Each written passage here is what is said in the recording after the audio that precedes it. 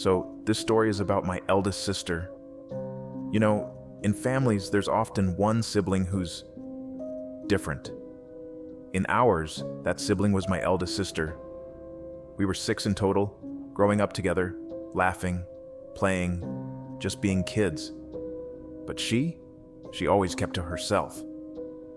Even as children, we sensed something was unusual about her. While we raced each other in parks, her world was elsewhere, usually on the rooftop of our home, sitting quietly in a corner, her eyes fixed on the sky. I can still picture her, head tilted up, lips moving like she was having a conversation with someone we couldn't see. Our parents thought she was just shy, maybe a little odd. She likes being alone, they'd say. We didn't question it. We were a modest, middle-class family with enough struggles of our own. Father worked a small job that barely kept us afloat. But we had each other, and that seemed enough. For a while, at least. Things began to change slowly, so subtly at first that we barely noticed. At night, we'd hear faint noises, the creak of a door opening, footsteps echoing through the quiet. At first, we thought nothing of it. Maybe it was the wind. Maybe we were imagining things. But then, one winter night, my younger brother decided to investigate. It was around 3 or 4 in the morning when he heard the sound again. Soft footsteps, moving towards the stairs. He got up and saw her. My sister, walking as if in a trance, climbing the stairs to the rooftop. He called out to her, "Sister, where are you going?" But she didn't stop, didn't even turn around. She just kept walking. Panicked, he woke our father. Together they followed her. There she was, standing on the rooftop, under the vast expanse of the night sky, murmuring softly to who? To what? We didn't know. When Father placed a hand on her shoulder, she jumped like she'd been jolted awake. Her eyes darted around, confused, like she didn't know where she was. She didn't say a word, just let herself be led back to bed. We thought it was a one-time thing. But it wasn't. Night after night, the same thing happened. We tried locking the doors from the inside, but she'd still find a way. And during the day, she became quieter, more withdrawn. She'd sit in the corner of her room, staring at nothing, whispering under her breath. Sometimes it felt like she wasn't just talking to herself. Our parents grew worried and took her to a doctor. Depression, they said, severe depression. But back then, no one really understood what that meant. Mental health wasn't something people talked about. They dismissed it as a phase, or worse, a cry for attention. And so, the whispers in the family started. The unease, the sense that something was off. But then, it got worse. Have you ever walked into a room and felt like you weren't alone? That's what it was like being around her.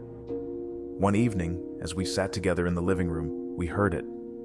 A voice, low and soft, coming from her room. When we opened the door, she was alone, sitting with that strange smile on her face, the kind of smile that sends shivers down your spine. We didn't know what to do. So we called in spiritual healers. One after another, they came, men and women with beads and prayers and rituals. They spoke of dark spirits, of black magic. And the neighbors? They began to avoid us, their whispers growing louder with every passing day.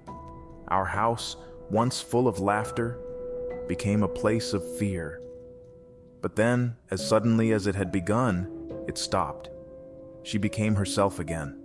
She laughed, joked, and played with us like nothing had ever happened. We thought it was over. We thought we had our sister back. And then, Father passed away. Grief hung heavy over our home, and in its shadow, she was married off. Her new life seemed like a fresh start. But it wasn't long before the stories began to surface.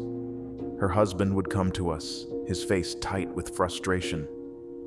"She's strange," he'd say. She wakes up in the middle of the night and sits on the balcony until dawn. When I ask her about it, she denies it ever happened. And then, the bruises appeared. On her face, her arms, on his. Whatever was happening, it wasn't just her anymore. It was them. Together, caught in something none of us could understand.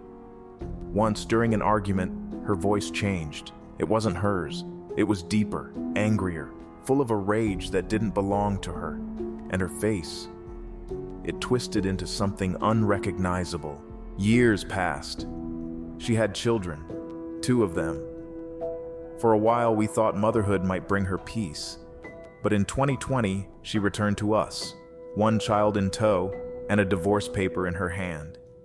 She moved back into our mother's house, but she wasn't the sister we knew. She was hollow, empty. The whispers started again, the laughter too.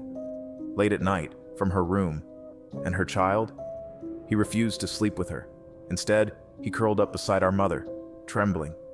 Then one day, she vanished. Gone, just like that. We searched everywhere and found her in a small, lonely house. Her eyes were distant, her voice quiet.